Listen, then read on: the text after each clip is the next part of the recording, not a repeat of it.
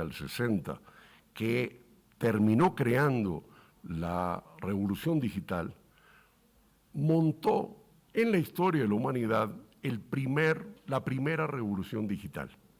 Así como ha habido 4 o 5 revoluciones industriales, grandes ciclos industriales, los molinos de viento, los ferrocarriles, las grandes acerías, la cadena de montaje. Ese ciclo ahora hemos empezado con revoluciones digitales, donde el motor es la producción de chips, la programación informática, la microelectrónica y la programación de nuevos conjuntos de tareas. Esta revolución que la vimos en la década del 70, que fue desde Billy Gates y Steve Jobs y el comienzo de una enorme transformación de estructuras productivas, desapareció la fotografía, ahora es digital, desapareció parte de la industria de la música y aparecieron nuevos sectores, como es Internet y como es, obviamente, la computación.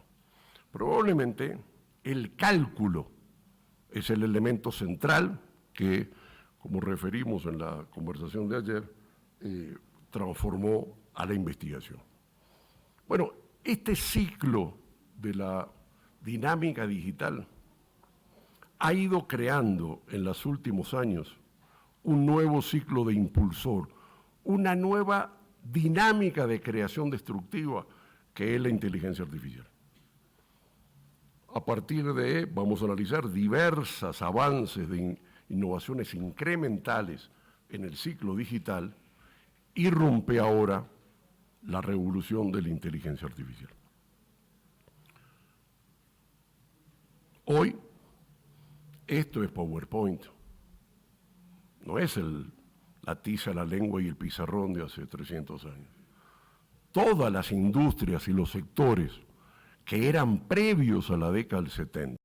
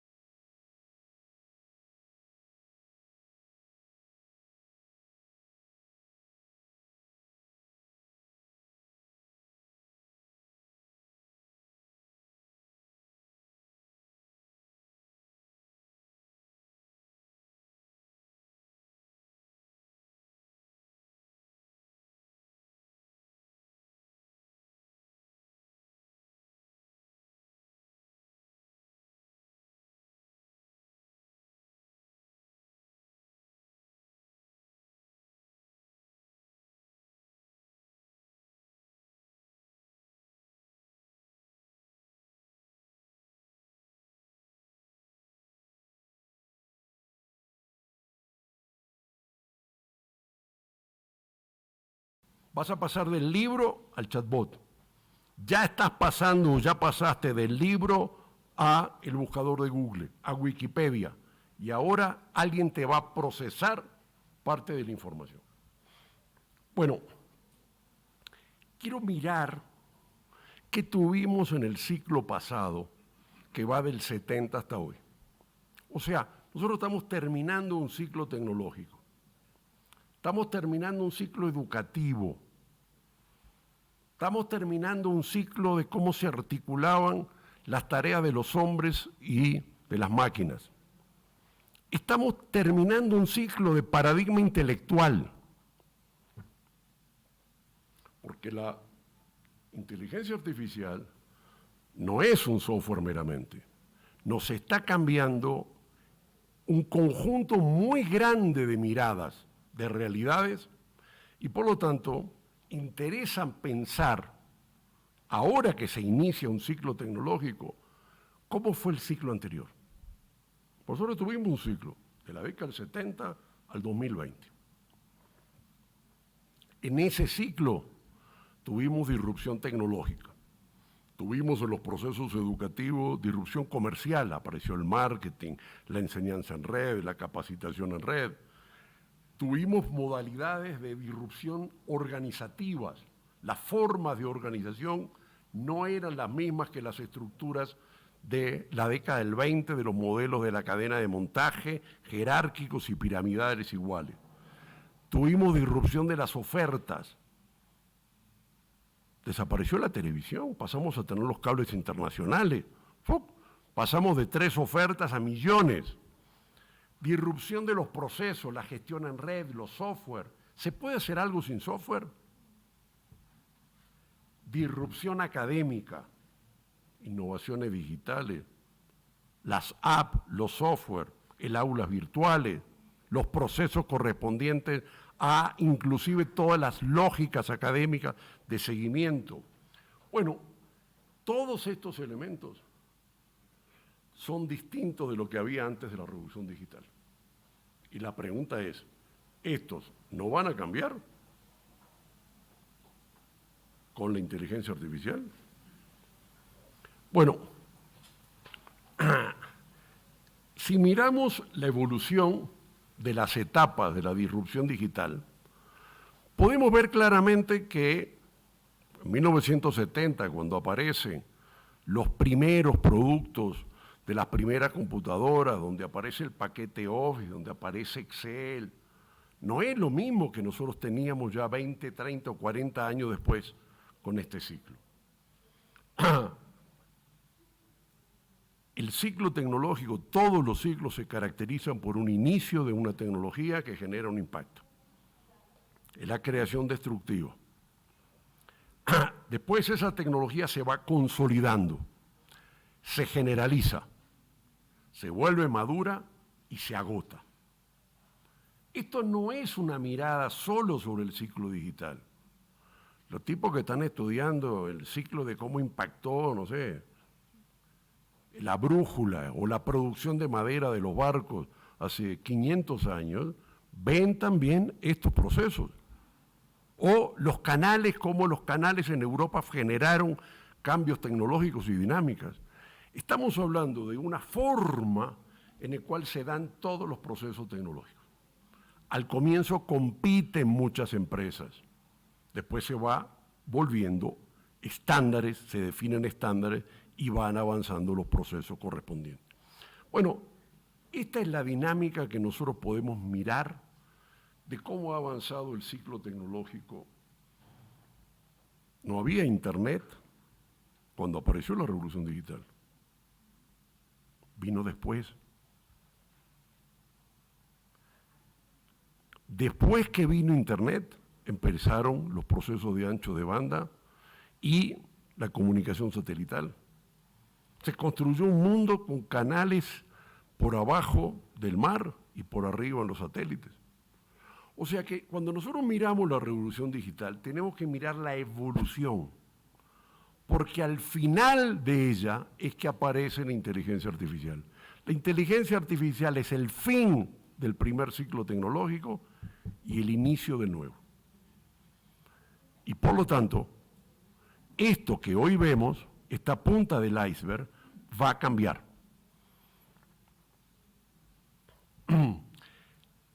Nos interesa en este sentido poder ver la evolución de cómo ha sido, pero esta evolución también la podemos ver, y fácilmente se analiza mucho mejor, cuando vemos los cambios de la comunicación inalámbrica. La primera comunicación inalámbrica, la 1G, no era digital, era analógica. Cuando aparece la comunicación inalámbrica de la 2G, es que empiezan los mensajes de SMS, el fax. Recién en la tercera generación aparecerá la transmisión de voz y de datos, las plataformas LMS, los software de comunicación y la weberización de las universidades. Cuando aparece la 4, los protocolos IP que tú puedes identificar computadoras, aparece el streaming. El streaming es 2012 se crea Zoom y lo tiene Netflix ya desde el 95. El ancho de banda es que va permitiendo el avance. Y hoy tenemos inteligencia artificial con chips de Intel, que son viejísimos, con 4G, pero la potencia se va a abrir cuando tengamos 5G, cuando tengamos Internet de las cosas, que ya está en la puerta. ¿Qué es lo que digo? Lo que quiero ver es la evolución. O sea, porque el conjunto de innovaciones incrementales producidas en la dinámica de la revolución digital del 70 en adelante, fue avanzando hasta crear y poner en la mesa la transformación estructural. En este escenario nace la inteligencia artificial. Pero la inteligencia artificial es la conclusión del dataísmo, de los datos. Sin datos no hay ciencia, sin datos no hay análisis, pero los datos ya no los podemos analizar nosotros. Sin inteligencia artificial van a analizar la complejidad de los datos del cambio climático. Imposible. Como lo decía ayer, no puede analizarse ni la logística global, no pueden analizar ni la base de datos de los estudiantes de la universidad.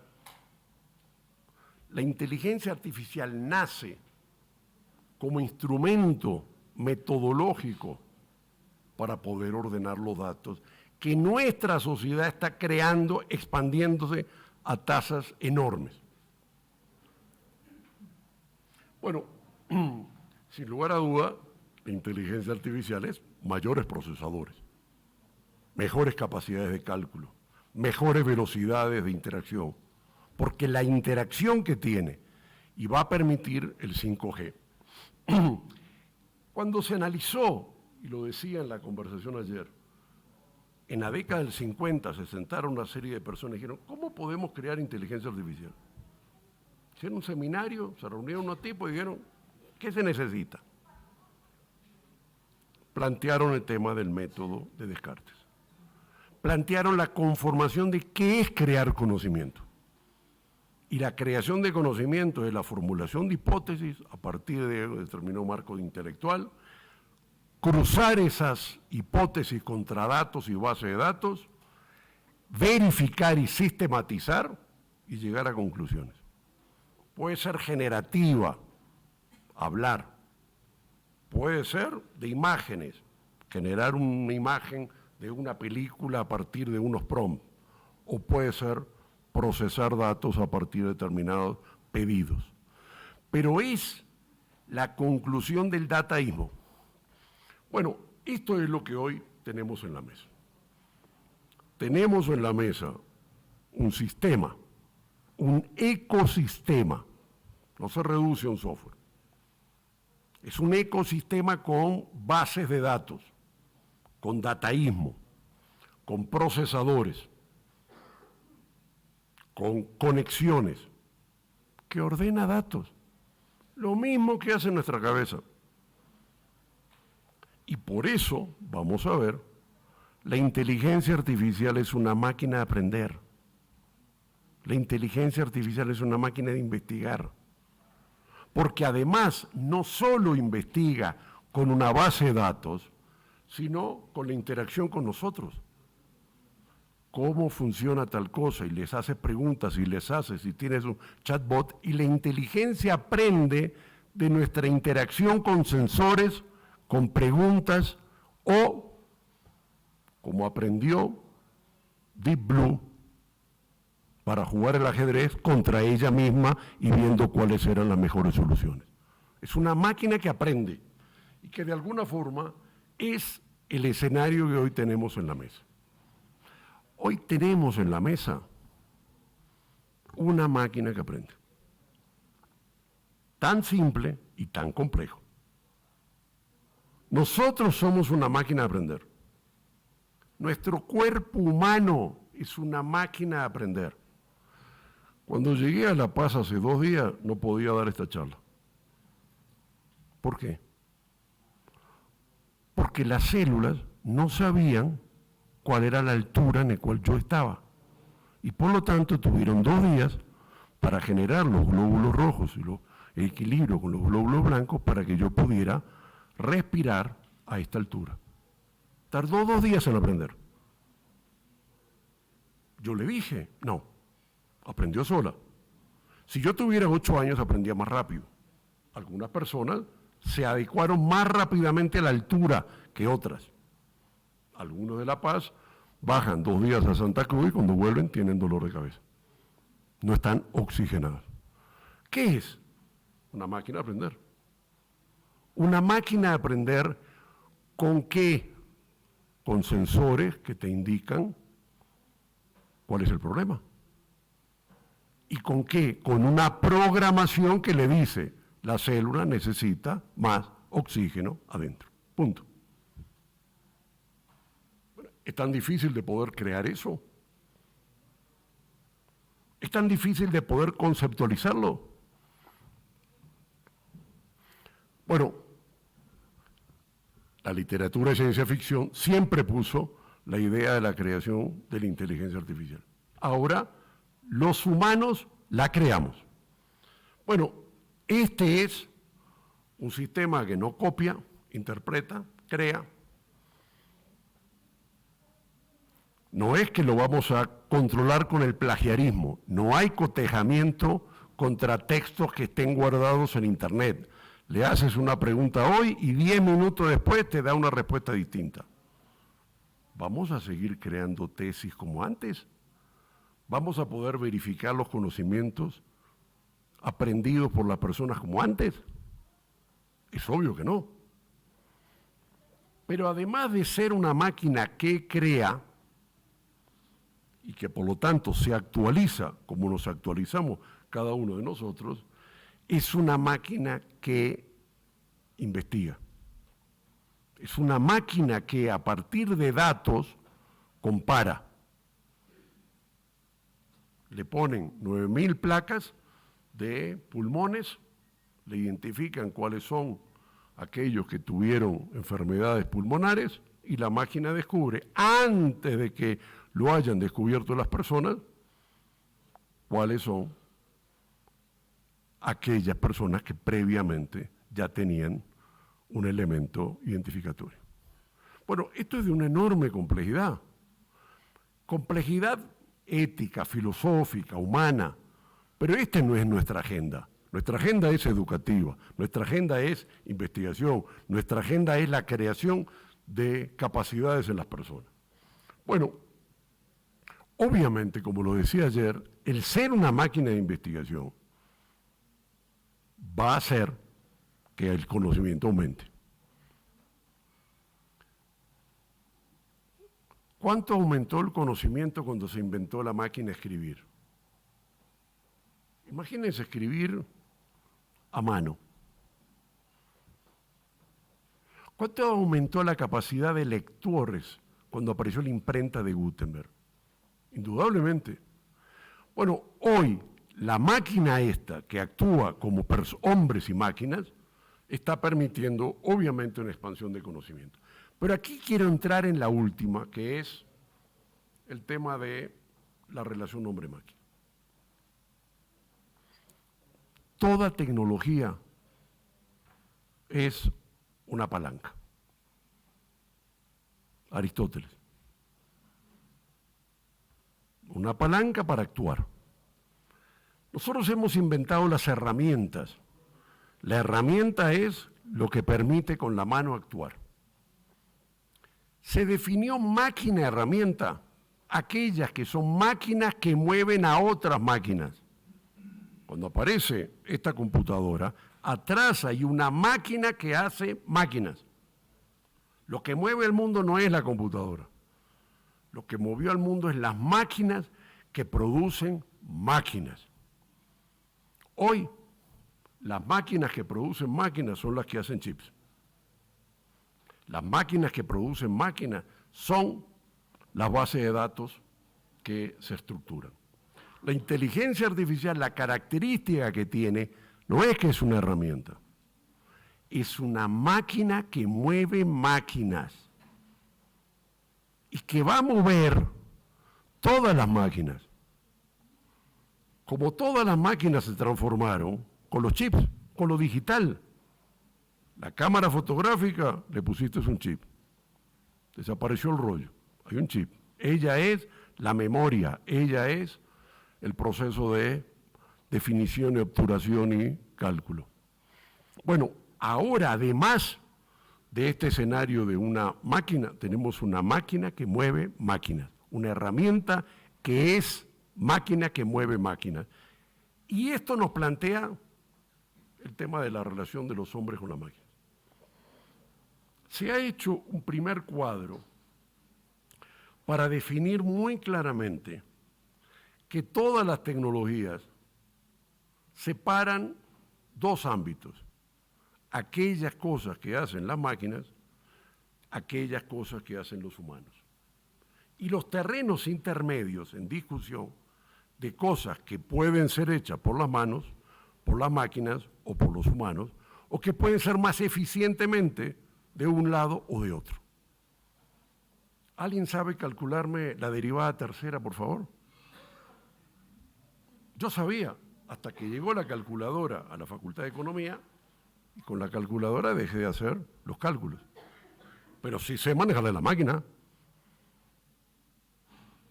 En aquel momento alguien me dijo, el profesor, no utilice la calculadora en el aula. ¿A alguien hoy se le pasa por la cabeza hacer los cálculos de la derivada tercera? ¿Alguien se lo enseña o le enseña el concepto, la categoría de cómo hacerlo en una planilla Excel o en una calculadora cualquiera? Bueno, ¿qué hacían entonces los estudiantes? ¿Qué enseñábamos nosotros antes y después? A ver, el curso de caligrafía, ¿cuál fue el curso de caligrafía último que tomaron? ¿Hay alguien que ha escrito a máquina, a mano en los últimos 6 meses? Más de 6 líneas. Bueno, la tecnología cambió lo que hacemos las personas y lo que enseñamos los sistemas educativos. Bueno, esta discusión es la gran discusión de cuáles son las actividades. La capacidad de adaptar, la capacidad de predecir, la capacidad de interactuar o de gestionar, se colocan las máquinas. La capacidad de dirigir, la capacidad de empatizar, de crear o de juzgar. Alguien puede decir, no, pero también con unos prompts tú estás creando. Y efectivamente, pero los prompts es la creación. Y varían los productos según los prompts, que es según la literatura de cómo se articuló el discurso. Este es nuestro debate en la tecnología de la inteligencia artificial. Porque no es que cambia una máquina a aprender, eso es ella. No es solo que es una máquina de investigar, obviamente como instrumento, como la calculadora, alguien tiene que tocar los datos. sino lo fundamental es que ella rearticula. O cuando apareció la rueda, ¿qué hicieron las personas? ¿Siguieron cargando las bolsas? ¿O pusieron un burro delante y el carro? ¿Dónde estaba la tarea que hacían antes y la tarea que hacían después? ¿Qué es lo que enseñaste antes y qué es lo que enseñaste después? Siempre las tecnologías de esta dimensión, que son de creaciones destructivas, que crea y destruye. Y el gran desafío es la capacidad de responder al miedo del desafío.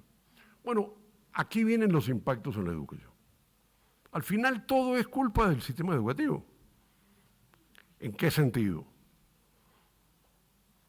De la capacidad de capacitar a la gente para responder a las nuevas realidades.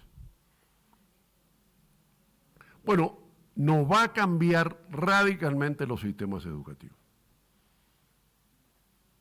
En la investigación, en el acceso a la información. ¿Cuántos van a Google a buscar información y cuántos van a Gemini, a Google Bar, a Copiloto para que se las procese? Es una decisión de cada uno de nosotros. ¿Cuánto tiempo te da Google, que te da 10 informaciones que están vinculadas a publicidad? ¿Y cuánto es la capacidad que te puede dar? O escribir una carta. ¿Cuánto puedes hacer la carta tú? ¿Cuánto puede ayudarte la máquina a hacerte la carta y tú la corriges? Esto es lo que los estudiantes están haciendo. Aquí, básicamente, estamos entre profesores.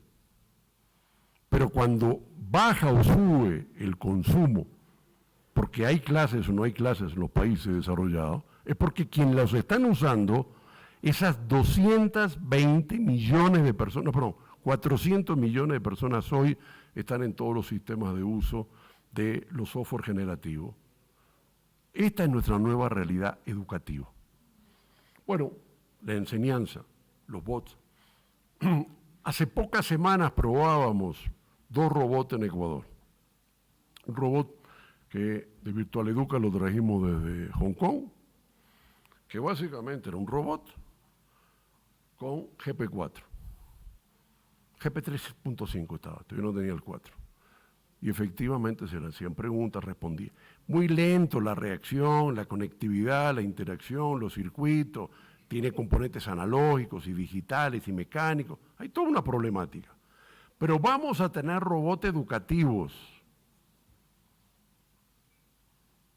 O sea, una cosa es los software en red de esta base que es el capitalismo de plataformas, que es los sistemas estos, que van en red, y los otros que van a ser los robots, que es lo mecánico con inteligencia artificial. Bueno, esta es nuestra dinámica que efectivamente nos pone en un enorme desafío de los sistemas educativos. Pero cambian sobre todo las tareas. A mí me gusta siempre referir un marco, que es ¿qué hacemos todos los profesionales? Y los profesionales hacemos 2 cosas nada más: diagnosticar y responder. Lo que lo que tiene un paciente, hacemos un diagnóstico y damos una recomendación, las características de una dinámica financiera y damos una respuesta, un cálculo de un puente. El diagnóstico ha ido cambiando. Vas a un médico y el diagnóstico te lo hace clínico o te lo hace con una máquina. Cuando apareció la máquina que nos hace el estudio de la sangre, desapareció la profesión de bioanalistas. Era una carrera universitaria que estudiaban 4 años el componente de la sangre. Y estudiando 3, 4 días trabajando apenas sacabas 2, 3, 4 componentes. Hoy, en un minuto, te saca 50 componentes de la sangre y cómo debería estar para tu vida de sexo. ¿Qué hace el médico? Diagnóstico a partir de eso. Lo que cambia la inteligencia artificial es el diagnóstico. Como la calculadora cambió el diagnóstico y como muchas máquinas fueron cambiando el diagnóstico. No todos los diagnósticos, probablemente algunos escenarios de sensibilidades o de variación de diversidad de entornos requiere no un solo software, sino al humano. Pero en todo caso, este es parte de una discusión más amplia que tiene que ver con el desafío que los sistemas educativos tienen. Este no es un desafío que se pueda decir, me bajo, me cambio. Es de la misma dimensión que el desafío del cambio climático. Probablemente el cambio climático sea más lento para que le veamos todos los impactos. El de la inteligencia artificial es rápido. Y vamos a tener impactos en los mercados de trabajo, en las demandas estudiantiles, en las competencias necesarias que tenemos que tener las personas en el sistema educativo. Amigos, muchas gracias.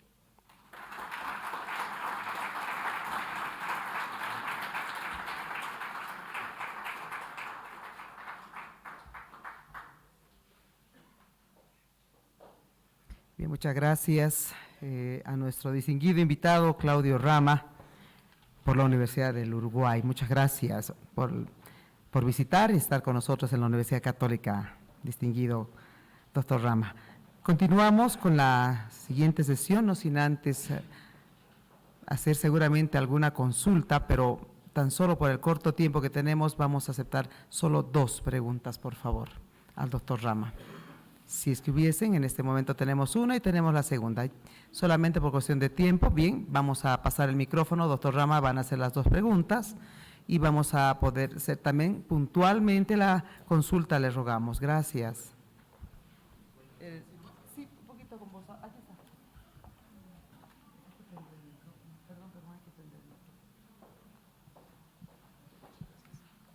Doctor Rama, felicitaciones por la ponencia. Hay muchos estudios ya sobre prospectiva en que la relación, los estudios prospectivos dicen que la educación marca el futuro de las naciones. Con su ponencia, en relación al rol de la inteligencia artificial, yo creo que eso se valida sobremanera. La pregunta sería, este ciclo de la inteligencia artificial, según sus puntos de vista, ¿cuántos años tendrá por delante? Y la pregunta que viene, por supuesto, sería, ¿y después qué? Claro, muchos de nosotros ya vamos a estar para esa época, pero es bueno por lo menos conversarlo aquí, dado que yo creo que la educación es el tema que nos está moviendo a todos aquí. Gracias. En 1930 hicieron un estudio de la corporación RAM sobre qué pasaría en Estados Unidos si todo el mundo tuviera teléfono en su casa. Básicamente porque en 1930 ya veían la cantidad de mujeres, sobre todo, trabajando en las centrales mecánicas para conectar los teléfonos. ¿Se acuerdan cómo era? La familia Rodríguez le conecto. El estudio de la Corporación RAND determinó algo así como que en 20 años, si se generalizase, el problema del mercado laboral sería brutal. No habría posibilidades de tener que todos los humanos en Estados Unidos tuvieran teléfono. ¿Qué pasó? Bueno, aparecieron las centrales electromecánicas, después las centrales electrónicas, después las centrales semidigitales, automatizadas y después digitales. Y hoy todo el mundo tiene hasta 2 teléfonos y ese tema no existe. ¿Desapareció el empleo en la industria de telecomunicaciones? No, al contrario. La cantidad de gente que trabaja en el sector de telecomunicaciones es hoy el 2-3% del Producto Bruto de los países. La pregunta que yo les hago ¿es posible pensar que si se masifica el 100% de preescolar, el 100% del escolar, el 100% de secundaria, el 100% de universidad, el 100% de maestría, el 100% de estudiantes de doctorado, alcanzan los profesores? ¿Se puede pensar que la cantidad de docentes pueda cubrir todas las demandas? No. Matemáticamente no es posible. el gran concepto que ahí faltó ponerlo del desarrollo y la educación es hacer andragogía, el autoaprendizaje. O sea, el mundo avanza hacia el camino del autoaprendizaje. Ustedes quieren diagnosticarse la salud solos y no estar yendo a buscar al médico por si acaso y verse la presión y verse la temperatura. ¿Les gustan esas máquinas, no? ¿Quisieran tener un sistema que les permita autodiagnosticarte en salud? Pues claro que sí. A las 3 de la mañana te sientes mal. No, es un tema de presión, te bajo la presión, tómate esto. Bueno, el gran camino educativo es también el camino del autoaprendizaje.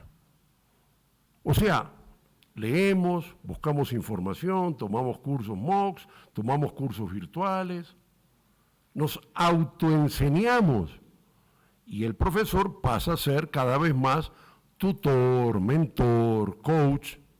No lo estamos analizando esto como una gran tendencia. Bueno, la tecnología viene a ayudar mucho más estos procesos del autoaprendizaje. O sea, ¿cuánto puedo yo sentarme con una profesora de música? No, mira, te equivocaste, pone esto. Si un robot me puede estar 20 horas enseñando, porque la persona no puede estar 20 horas enseñándome. O sea que la tecnología viene a ayudar a un camino de la humanidad, que es la andragogía, el autoaprendizaje, no depender del otro. Yo no quisiera tener que depender del otro estando en la mitad del mundo para estudiar o teniendo que depender de una centralita telefónica que me conecte. Siempre vamos a necesitar quien haga los recursos de aprendizaje, quien desarrolle los programas, quien haga las estructuras curriculares, sin lugar a duda, pero tal vez no sea la cantidad de gente que tendríamos hoy. Lo que va a cambiar es la relación, para mí, docente-resultado. Pero digamos, los conocimientos de hoy que tenemos, yo ya no decía que es parte no de la enseñanza directa de un docente, sino de la enseñanza indirecta. ¿No hemos aprendido más con los libros que sin los libros? Bueno, ¿hacia dónde va el futuro? Es un escenario muy difícil de pensar. La revolución digital probablemente sea muy eficiente, pero es un mundo que conecta lo mecánico, lo analógico, lo digital, porque esto que vemos es mitad mecánico, mitad analógico, hay un poco digital, o sea, son múltiples tecnologías. Nuestro cuerpo humano es de una sola tecnología, es biológico. Algunos sostienen que el futuro va a ser mucho más biológico, ¿correcto? O sea que los procesos de desarrollo de los sistemas de información van a ser neuronales, van a ser biológicos. Pero digo, eso entra en la ciencia ficción. Hoy nuestros sistemas están armados intelectualmente en forma neuronales biológicas. Y lo que ha hecho la dinámica digital es copiar los sistemas neuronales. O sea, hay una forma en la cual estamos copiando. Pero digo, yo creo que el tema del futuro entra en la ciencia ficción. Por ahora, nuestro ciclo es digital. Y vamos a tener una expansión de la lógica digital, que es un lenguaje de ceros y unos, que es un lenguaje que nos ha permitido la convergencia digital, poner lo visual y lo auditivo al mismo tiempo y aprender mucho más que una lógica analógica que separaba los productos sonido, imagen y texto. Pero en todo caso, el futuro es muy difícil de definir, pero hoy nuestro contexto durante un largo periodo va a ser digital en mi lectura. Si hay alguna otra más, si no, sí. Voy a ser menor.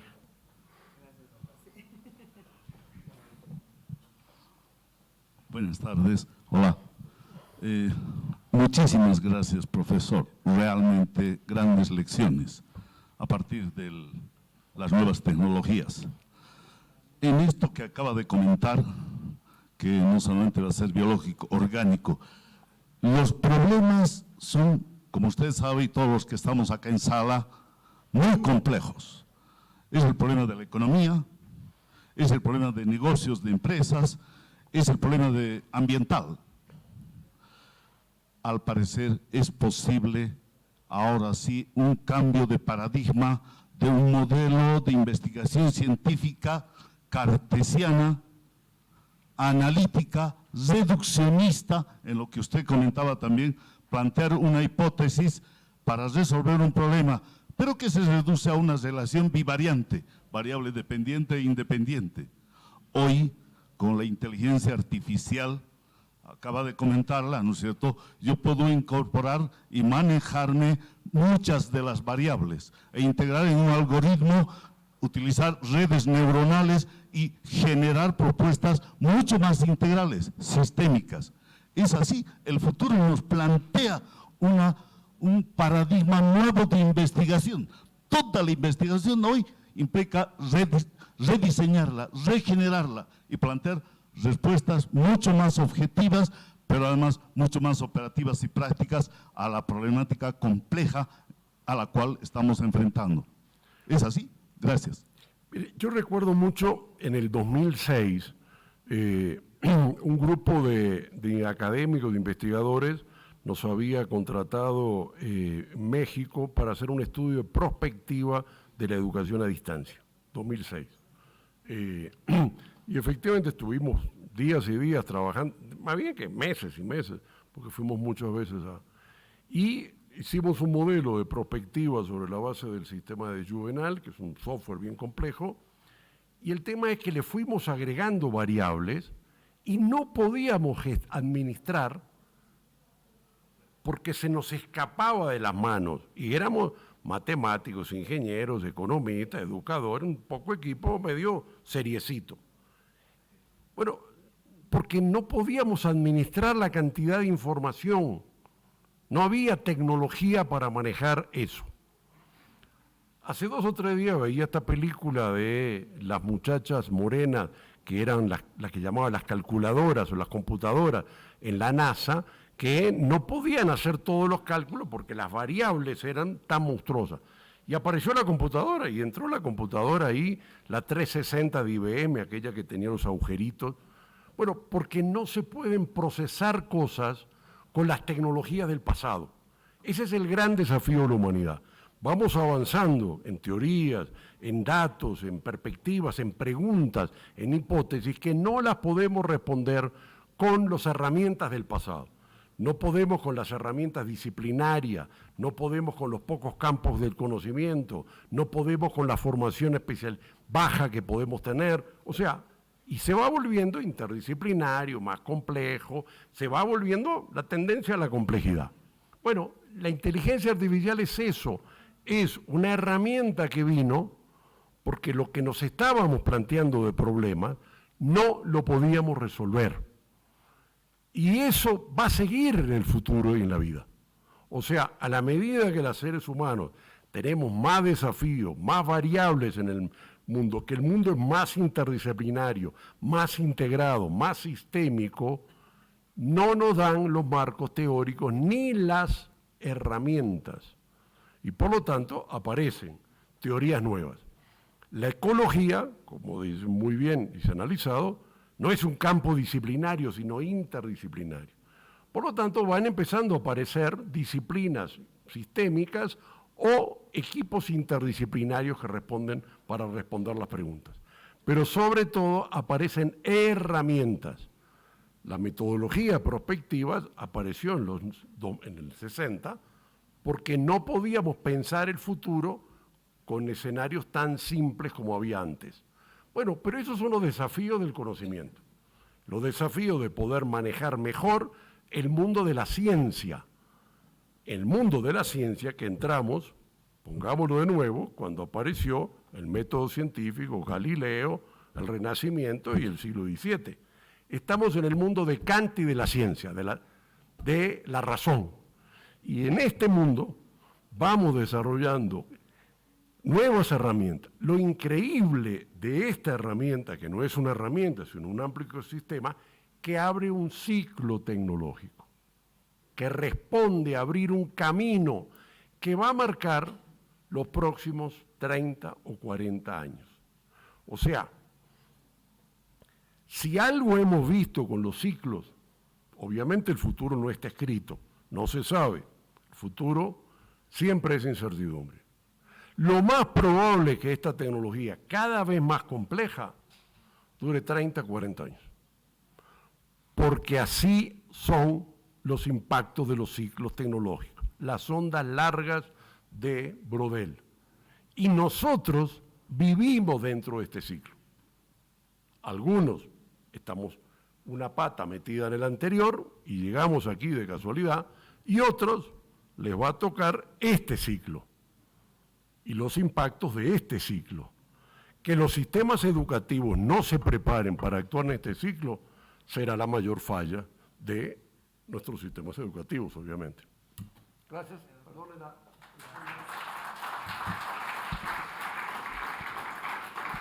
Muchas gracias, doctor Rama, por su intervención también.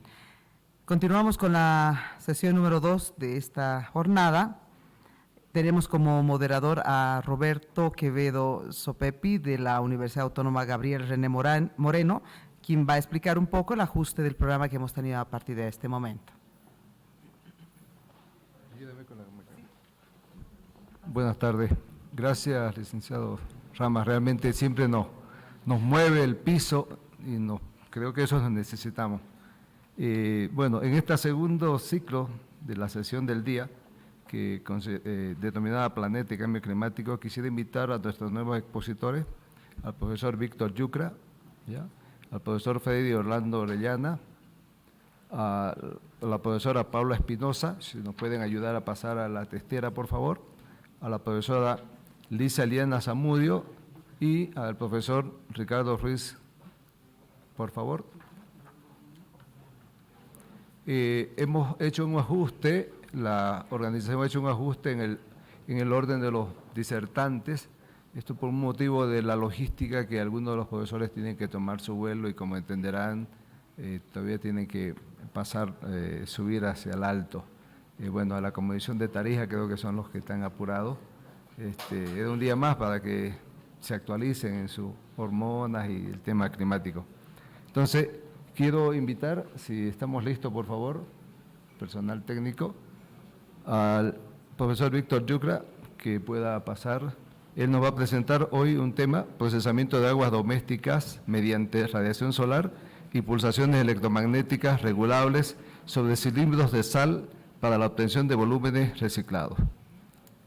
Si estamos listos, por favor. Profesor, por favor. Recordarle que tenemos tiempo. ¿Cuántos? Muy bien. 10 minutos. Muy bien. ¿Está bien? Está bien.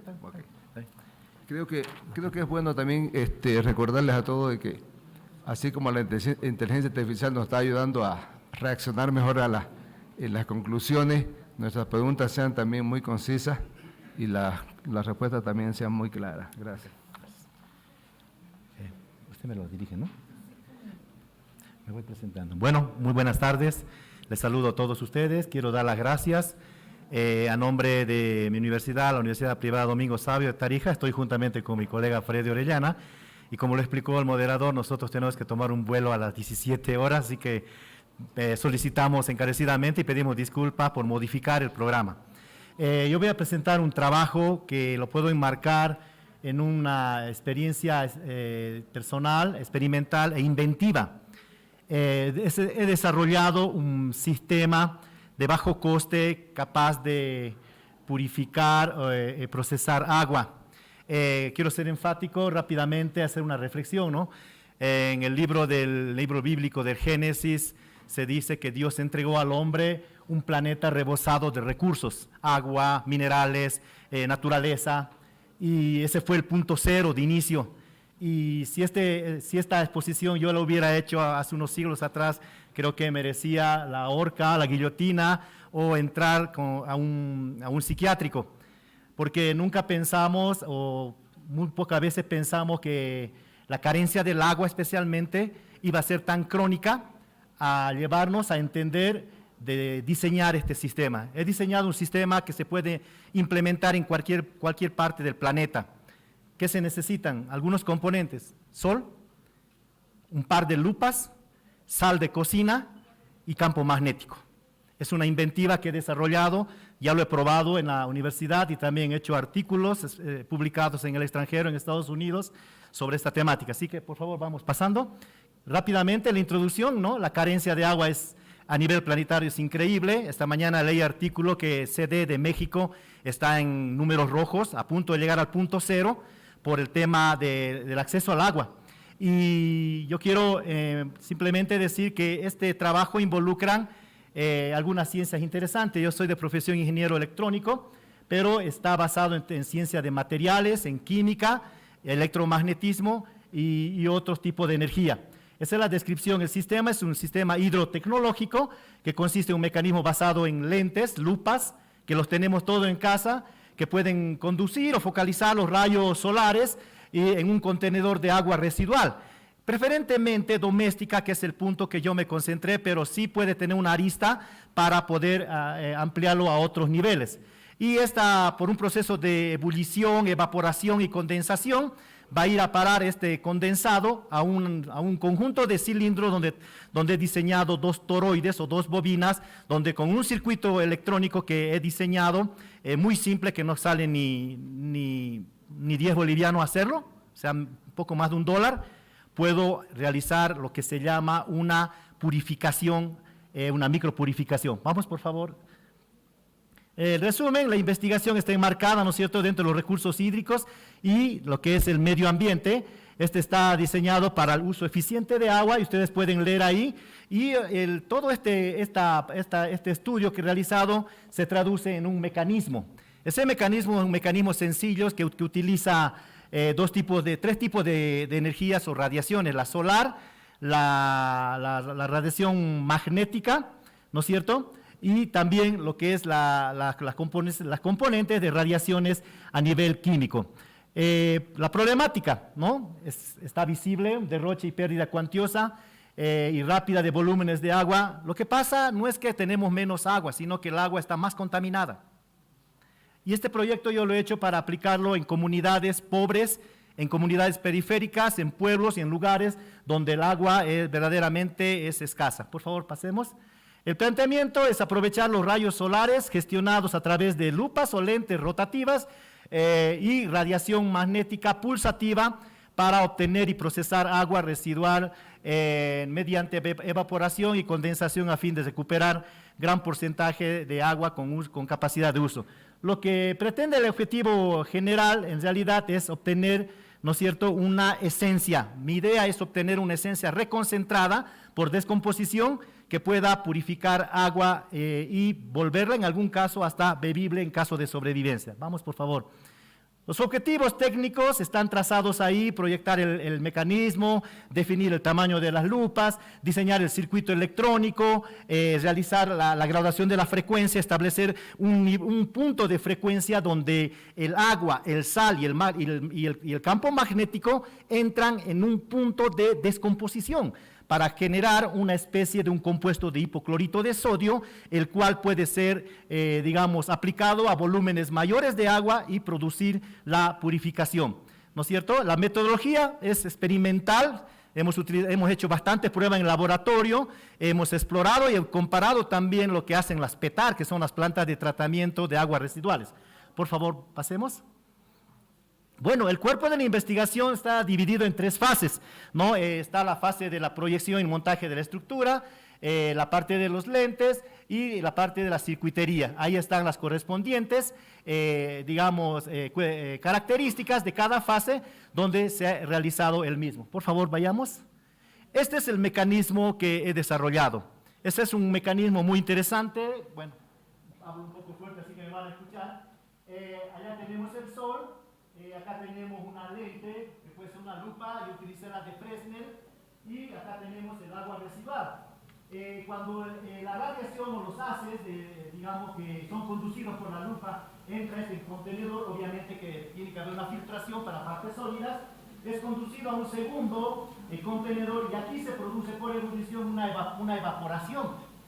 Y acá yo puse un cooler, un sistema de enfriamiento, y algo interesante que me sorprendió y por poco dejé esta investigación, porque aquí esa parte me quiso llevar por otra que la tengo que probar, y es que con una campana de aluminio o inoxidable, acero inoxidable u otro material, podríamos hasta extraer aire de la atmósfera, o sea, agua de la atmósfera.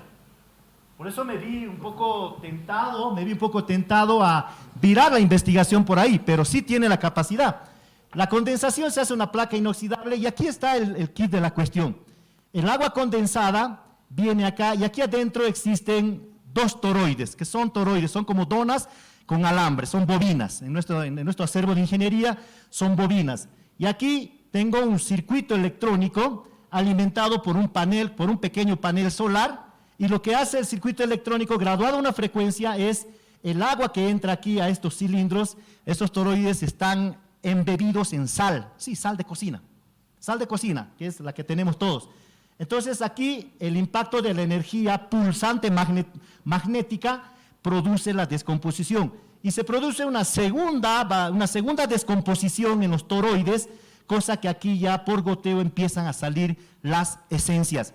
Y esa esencia, incluso utilizando un mecanismo, un purificador como el H2GO Purifier de industria americana, se puede purificar aún más a ciertos niveles. Por favor, pásemelo. El diagrama funcional del sistema es el siguiente: la incidencia de la radiación solar, la recepción de los haces, ¿no es cierto?, de rayos solares mediante la lente, la evolución del agua residual, la evaporación y condensación, la mezcla con el sal en el cilindro y la radiación magnética y la correspondiente salida. Por favor, pasemos. La discusión. Bueno, nosotros en Bolivia ya tenemos bastante afianzadas los que son las PETAR, ¿no?, las plantas de tratamiento de aguas residuales. Y yo humildemente quise hacer una comparativa con estos sistemas industriales a gran escala y he hecho una tabla de levantamiento. Por ejemplo, voy a leer algunos cuantos que dice: el sistema que yo he propuesto, ¿no es cierto?, usa 3 tipos de energía: solar, eléctrica y magnética. En cambio, la PETAR hace uso de compuestos y sustratos químicos y minerales. Este sistema que he desarrollado es limpio, no es contaminante. Tal vez su impacto es mínimo porque la sal que se pueda desechar es la que evidentemente resulta como residuo, pero no tiene posibilidad de incorporar ningún compuesto químico, tóxico ni pesado como lo hacen las PETAR. El nivel de contaminación por eliminación sustancial de desechos durante el procedimiento es prácticamente nulo comparado con lo de la PETAR. El nivel de evaporación de agua desprende olores que serán más fuertes cuanto mayor sea el tiempo de data del agua residual. Yo he hecho pruebas de agua residual hasta de 48 horas de captación. Más allá no he llegado a eso, ¿no? Bueno, usted puede comparar, dice: el nivel de evaporación de agua es nula debido a que el proceso se basa en reacciones químicas por combinación y reacción. Puedo apuntar otro: el mecanismo no realiza eliminación de compuestos minerales como lo hace la PETAR. El mecanismo de purificación se basa en radiación magnética en compuestos salino y agua. Bueno, el coste de la célula, que es una célula final que se realizó, no sobrepasa los $100 americanos. Lo más costoso de ahí es en realidad el panel solar. Lo demás es una electrónica. Incluso desarrollé un circuito sensor que no sale ni 4 bolivianos hacerlo. Es muy, muy barato. Y entonces, por favor, pasemos. Y las conclusiones, ¿no? ¿A qué contribuye mi experiencia en lo que es el cambio climático? Bueno, yo tomo la segmentación del agua, la calidad del agua. Me imagino, ojalá que mi imaginación sea mala, pero imagino que dentro de poco vamos a estar en la línea del reciclamiento masivo, volumétrico de agua. Lo que pasa que, como decía alguna exposición algunos colegas, llueve y relaja a la academia, relaja a la ciencia y nos vuelve a preocupar cuando llega la época de estiaje o sequía. Entonces yo quise atacar esto, ¿no? Por ejemplo, la calidad de esencia generada en los cilindros salinos irradiados con campo magnético pulsante es un compuesto equivalente al hipoclorito de sodio, pero de alta concentración, cuyo uso está orientado a la desinfección rápida de volúmenes de agua hasta 100 veces el volumen de la esencia. Su utilización significaría la desinfección de mayores volúmenes de agua, como lo dije, ¿no? Los ensayos de nuevas variantes del procedimiento base pueden realizarse mediante algunas técnicas nuevas que pueden acoplarse. lo desarrollamos en el CID, ese es el centro de investigación en el cual yo estoy llamando desde el año 2012 en Tarija, ¿no? En la Universidad Privada Domingo Savio.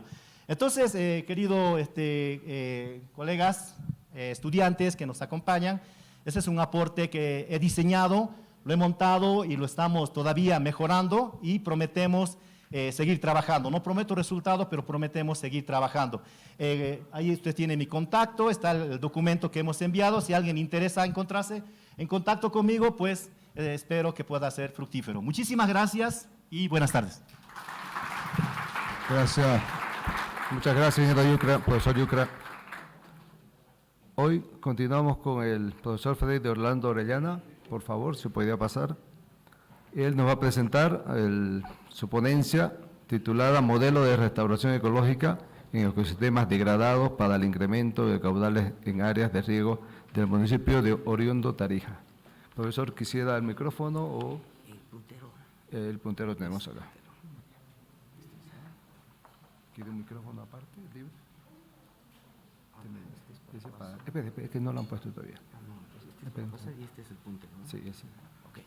Sí, el micrófono mejor, porque de acá no se ve. Correcto. Bueno, muy buenas tardes ya. Bueno, vengo también de la Universidad Domingo Savio de Tarija. Quiero agradecer a las autoridades de la Universidad Católica Boliviana, a los expositores y visitantes de las otras universidades de los países hermanos de Sudamérica y también de España y de Portugal, y bueno, a todos los asistentes a este evento. Como me queda poco tiempo, voy a tratar de ser lo más concreto. En primera instancia voy a hacer un contexto de la problemática de degradación en este municipio de Oriundo, que tiene por característica ser el principal motor económico del departamento de Tarija, al margen de los hidrocarburos. Luego voy a explicar un poquito el paradigma de la restauración, luego voy a pasar a explicar la metodología, hacer una pequeña discusión y finalmente los resultados y las conclusiones.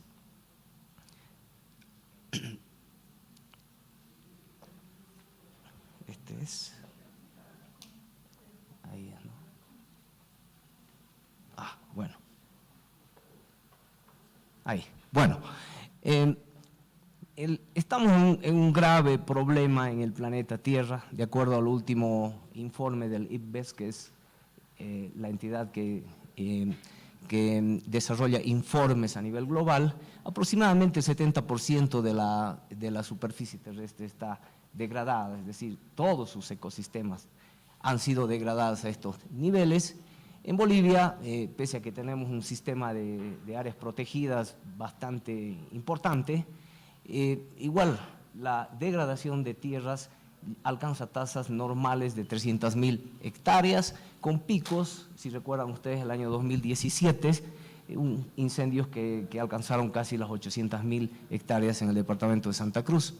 En Tarija, que somos el departamento más pequeño, somos el 10% de Santa Cruz, tenemos 37.000 kilómetros cuadrados. El último evento de incendios ha sido en 2017 igual, con 10.000 hectáreas. Para Santa Cruz no es nada, pero para nuestro departamento, que es pequeñito, es un desastre de gran magnitud. Lo mismo pasa con otras áreas que normalmente no tenían este tipo de catástrofes, digámoslo así, como es el caso del área de manejo integrado Aguarahue, debido a que son ecosistemas húmedos. Lo mismo con el Parque Nacional Tariquía, es decir, eventos de incendios no se daban históricamente nunca. Es un poquito para poner la connotación de que el cambio climático, al margen de las actividades antrópicas, está provocando este tipo de inconvenientes. Bueno, a nivel global, estos son los principales impulsores directos de la degradación. Tenemos el cambio de uso del suelo. Aquí en Bolivia cambiamos bosque para poner agricultura, sobre todo agricultura industrial, y cambiamos también para ganadería. Luego la sobreexplotación de organismos, el cambio climático, la contaminación de todos los recursos, agua, suelo, aire, la invasión de especies exóticas, que también es un problema grave. No sé si me lo puede avanzar, por favor. Acá. No. Ahí. No sé si vos me lo puedes pasar, por favor. Sí, yo voy a apuntar además. Ya. Bueno, este es nuestra área de intervención.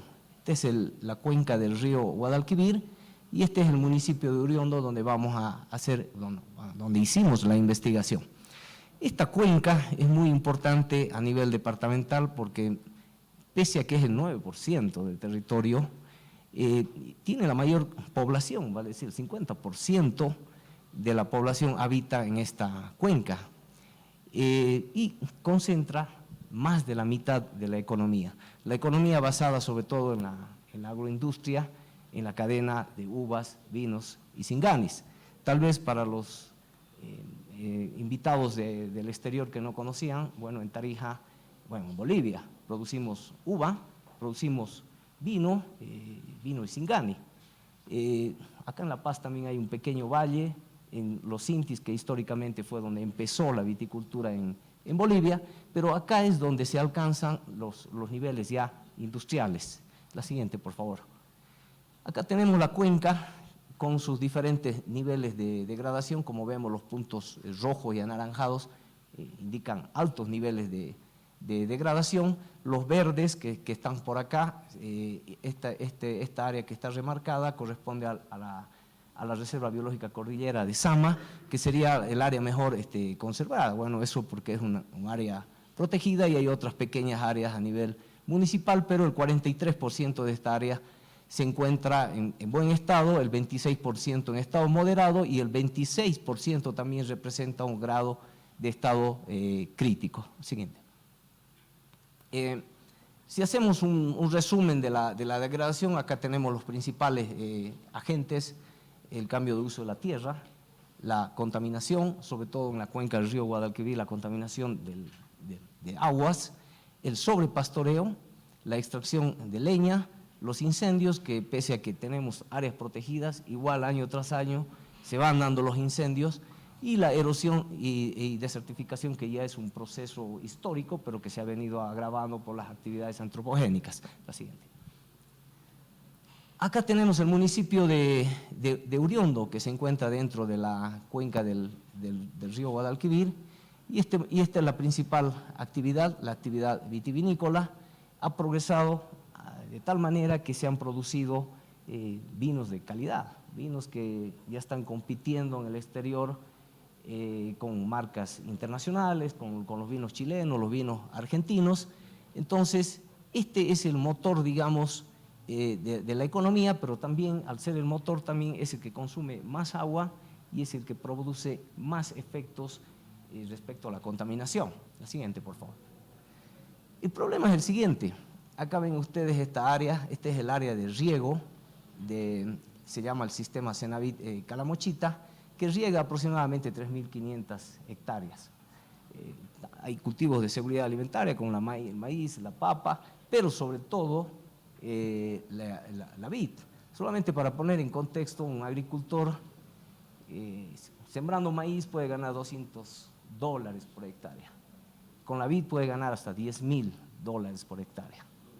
Ese es, digamos, para contextualizar el alto uso de insumos, desde fertilizantes, agroquímicos, pesticidas, herbicidas, insecticidas, que se utilizan a gran escala para asegurar la producción. Pero el problema es acá. Estas aguas vienen de las cabeceras de cuenca que se encuentran ubicadas en otros municipios cercados. Y acá, por ejemplo, tenemos esta cuenca La Victoria, que abastece de agua potable a la ciudad de Tarija, que es el municipio de San Lorenzo. Entonces, es decir, los consumidores están acá abajo y los productores están acá arriba. Ahora, el problema es de que estos que consumen no pagan por el hecho de proteger o realizar actividades para que estos caudales sigan corriendo hacia las áreas productivas. La siguiente. Aquí tenemos un agroecosistema que se llama, es un sistema agroforestal combinado con agricultura, agricultura de subsistencia, un poco frutales de carozo, frutales de pepita, leguminosas, pero sobre todo la viticultura, que es el cultivo más rentable.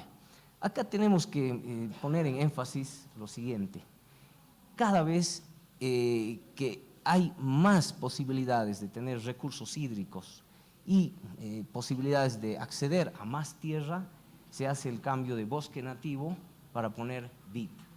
Entonces eso atenta en contra de la diversidad de los ecosistemas. Hay una máxima que dice que a mayor diversidad el ecosistema tiene mayor estabilidad. La siguiente. Y aquí es donde magnificamos esto, las cabeceras de cuenca, que es donde se captan los recursos hídricos para que luego los usuarios aguas abajo lo hagan, puedan hacer uso. Y estos sitios no están protegidos, salvo el área protegida de la reserva, que tiene un plan de manejo, pero que no tiene recursos para que se pueda gestionar de manera eficiente, de manera que todos los años hay incendios y todos los años se producen acciones de contaminación en estos sitios estratégicos. Adelante.